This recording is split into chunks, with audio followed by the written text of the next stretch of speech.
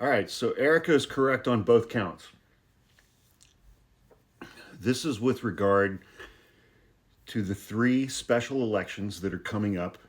Uh, Two of them are in Florida on April 1st. The third is in New York to replace three vacant seats in the House of Representatives because Donald Trump nominated three Republican House members, two of them to be in his cabinet, one, Elise Stefanik, to be ambassador to the United Nations.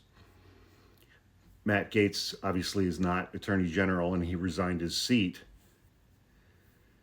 And yes, these House districts are very gerrymandered, they're heavily Republican.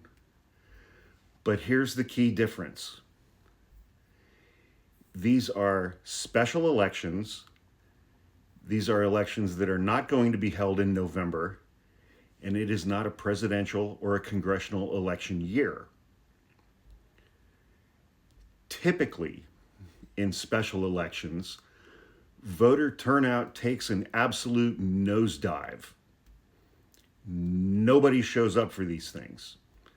It's like 20% of normal voter turnout compared to November 5th of 2024. Given that, I think it's realistic to think that Democrats, if they organize, if they commit, if they fundraise, if they make phone calls, if they, as AOC said, jiggle every door handle, go door to door, and get turnout of Democrats up, Democrats could win these three special elections. The margin in the House right now is 217 to 215, Republicans to Democrats. If Democrats win both of the special elections in Florida, two of them are in Florida, on April 1st, April Fool's Day,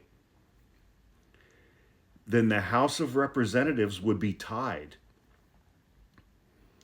until the special election in New York is held. And very powerful Democrats are doing everything they can to delay that New York special election, including the governor of New York, Kathy Hochul, and the Democratic minority leader in the House, Hakeem Jeffries.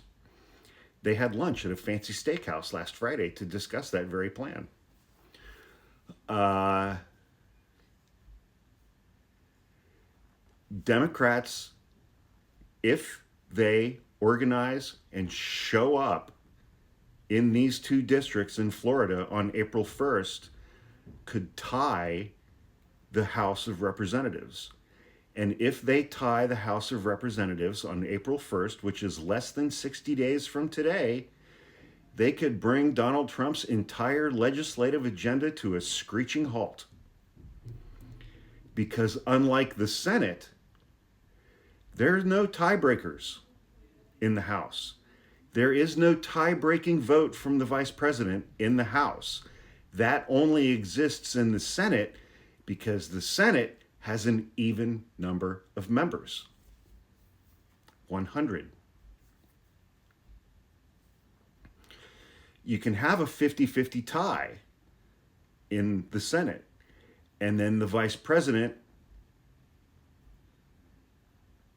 J.D. Vance, God,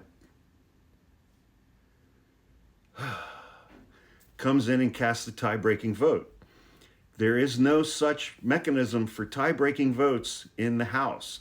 If it's a tie vote on a piece of legislation, that piece of legislation fails. It does not pass. There is no tie-breaking vote. I'm saying, it's like, I'm not a Democrat. I've been an independent, unaffiliated voter for over 20 years. But I tend to vote for Democrats because I'm not a fucking sociopath. And we have all been in a bit of a doom spiral. We have all been feeling hopeless. these 3 special elections, for me, they're giving me a little bit of hope right now. They are providing me with tangible opportunities where I can take actual steps, actual actions moving forward to try to get something done that will matter.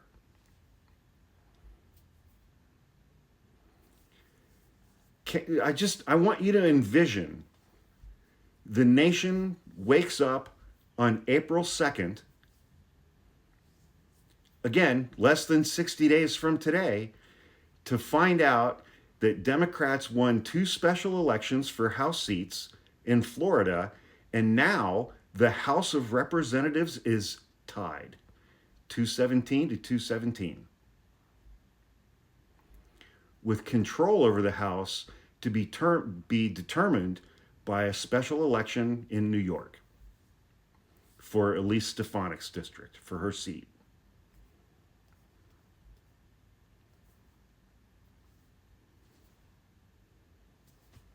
It's fun to think about.